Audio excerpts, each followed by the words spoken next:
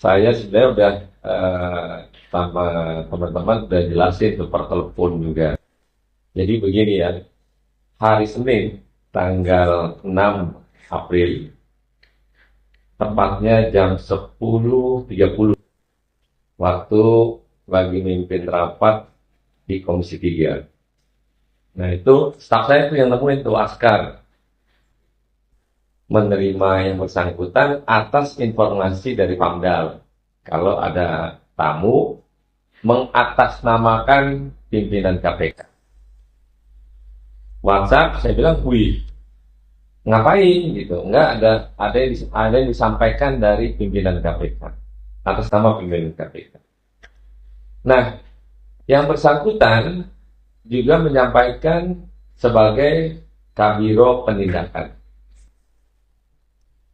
Nah, setelah itu duduk, itu pun duduk nggak sampai 2 menit lah kalau nggak salah. Nyampein langsung, ini permintaan dari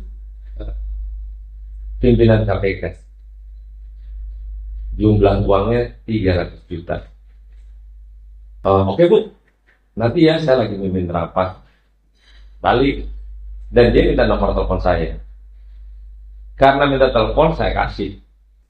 Nah, jadi setelah mimpin rapat, siang jam lupa gua udah nanyain Pak gimana gitu ya, karena sebelum balik lagi mimpin rapat dia bilang, Pak kalau bisa hari ini atau besok, yang dimaksud uang yang diminta.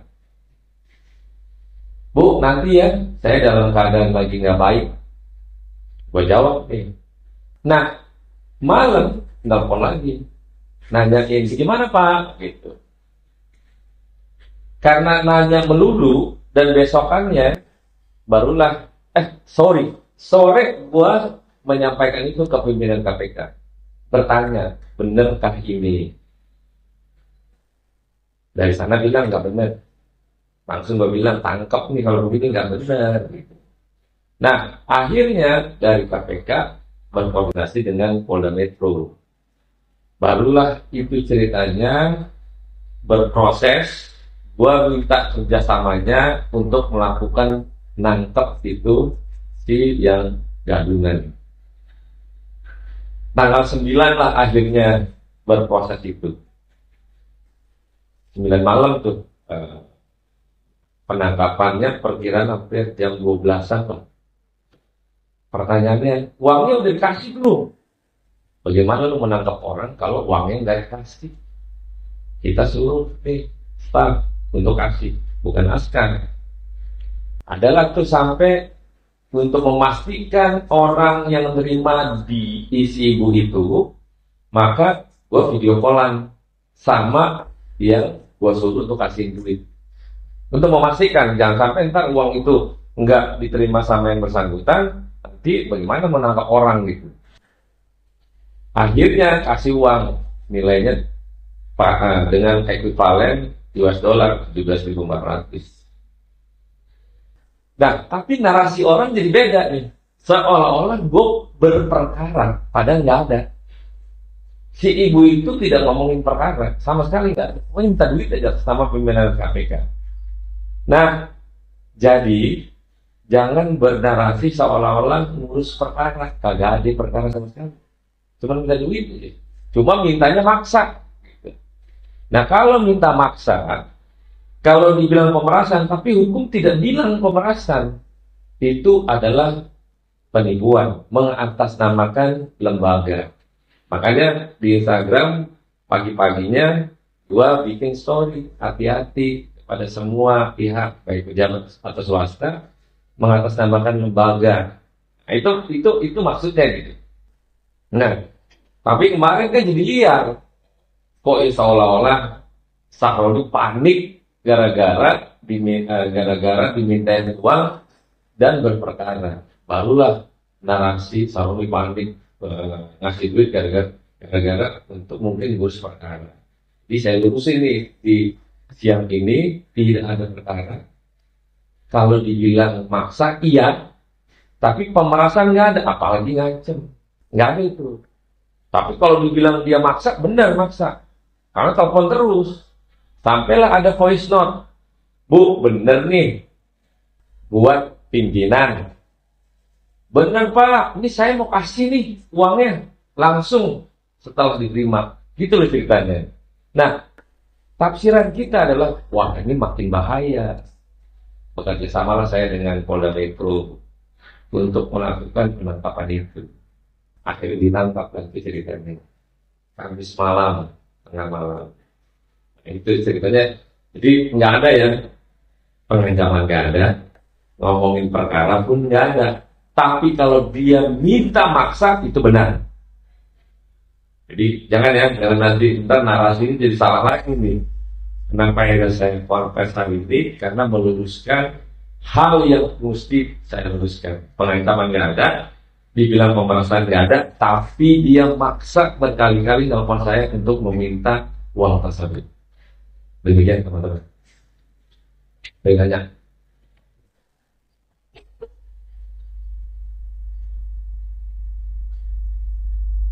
Dengan salah satu pimpinan. Salah satu pimpinan. Satu orang aja. Tapi di situ ada supir Grab, ada yang nganterin uang, sama pembantunya si pelaku. Jadi makanya kenapa disebut 4? Karena ada supir Grab, ada yang nganterin uang, sama pembantu di rumah si pelaku. Jadi makanya 4. Bukan yang 4 gadungan. Bukan.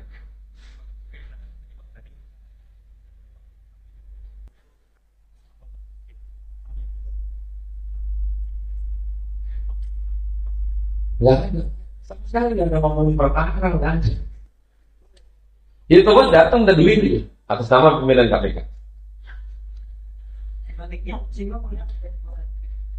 Buat dukungan operasional pimpinan KPK. Jadi nggak ada, Bang Roni ada perkara loh. Ini kondisinya begini. Nggak ada, nggak ada. Sama sekali nggak ada. Jadi ya nggak tahu bukan pegawai, tapi buat tanya sama pimpinan bukan pegawai KPK. Makanya kita bilang gabungan nih. Tapi dia ngaku sebagai kabiro penindakan. Nah, pas kita tanya kabiro penindakan itu nggak ada, adanya langsung deputi penindakan.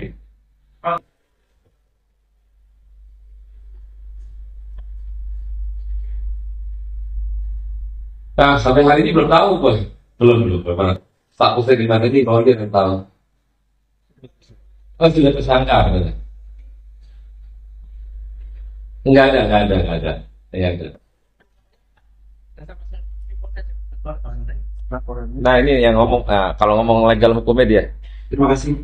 Pertanyaan cukup bagus bahwa laporan Pak Ahmad Saroni itu mengatakan 2 pasal, yaitu 482 kemudian 492.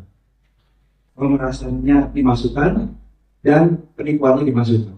Tapi dalam proses penyidik itu waktu penegak hukum polisi tersebut ternyata ini lebih mengarah kepada penipuan.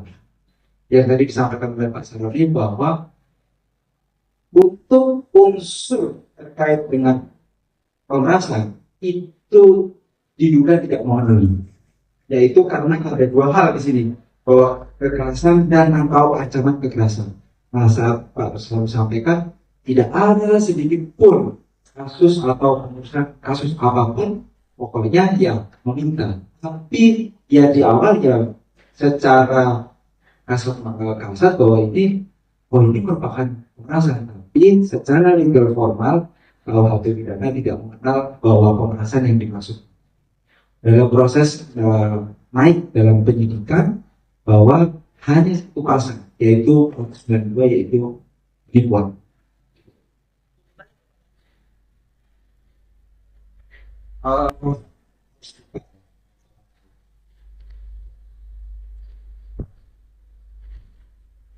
Ya, pasal 92 ya, berarti dia kategori 5 atau pidana penjara paling lama 4 tahun atau denda paling banyak kategori 5.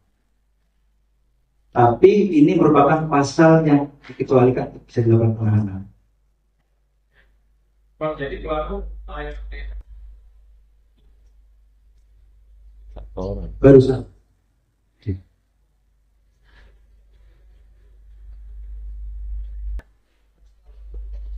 bukan transfer dong, kasih uang cash. Bagaimana lu menangkap orang kalau uangnya belum diterima? Ya, terima dulu, baru akhirnya ditangkap. Iya dong, kalau ntar nangkep orang mana mau nggak terima uang gitu ya. Barang bukti harus dipegang dan itu diselesaikan sampai pengadilan. Jadi barang bukti. Nggak ada, nggak apa lagi sudah langsung ke ruang tunggu pimpinan komisi 3 biasanya gitu. Akhirnya juga dulu sampai pangdal-pangdal pun takut karena atas nama KPK tadi.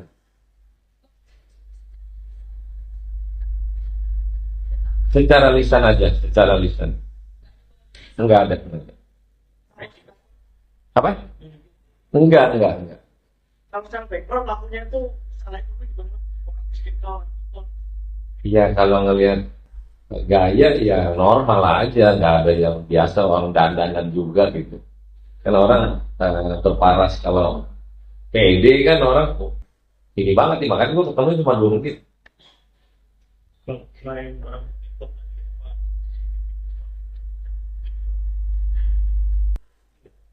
Nah, nanti polisi kita akan ngecek di DPR, dia datang dari depan sampai ke dalam, pasti. bang umur pelaku Apa? Umur berapa umur? Udah paruh bayar lah ya, udah paruh bayar. Istilahnya D.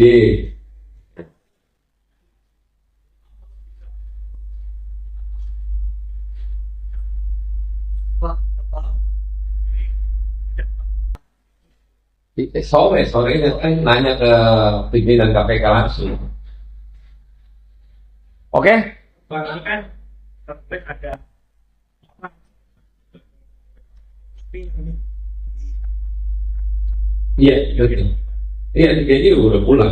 Jadi yang 3 itu satu pembantu rumah tangga yang si bersangkutan yang pelaku, satu yang ngasih uang dari kita, satunya Grab, supir Grab. Itu aja yang menjadi tersangka si ibu itu satu. Bukan 4 orang gabungan KPK, bukan hanya satu. Ya.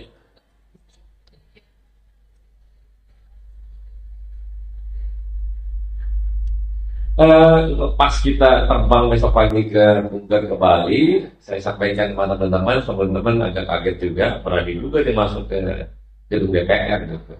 Dan ini sebenarnya buat juga penyampaian informasi kepada semua ruang publik, baik pejabat atau swasta, banyak sekali model penipuan yang mengatasnamakan tim dan lembaga. Jadi mesti hati-hati gitu. kenapa aku awal kasih bukannya ngasih pejabat atau lewat siapa kan terjadi harus semua Ya, kan itu tadi saya berkoordinasi dengan KPK. dikasih dulu nih kakaknya Enggak, ini harus ditangkap. Nah, kalau ditangkap, berarti